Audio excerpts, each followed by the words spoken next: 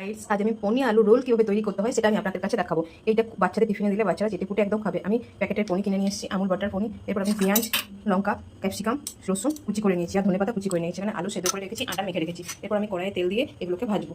এরপর কড়াইয়ে তেল দিয়েছি, তেল আমার গরম হয়েছে, এর মধ্যে গোটা জিরে অ্যাড করছি।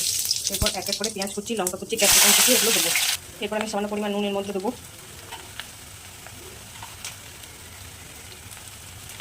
এটাতে আমি নুন দিয়েছি কারণ আলুতে আমি কম নুন দেবো, এই কারণে নুনটা একটু বেশি দিই। এরপর আমি আলুটাকে এর মধ্যে অ্যাড করছি। তারপর ভাজা মশলাটা এর মধ্যে দিচ্ছি। তারপর ধনেপাতাগুলো যে কেটে রেখেছি তারপর এর মধ্যে দিলাম।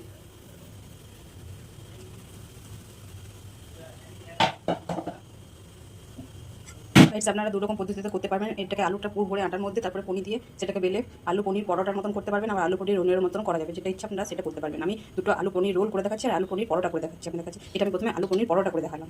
দেখুন আমার পনির আলু রোল কমপ্লিট। কেমন হয়েছে অবশ্যই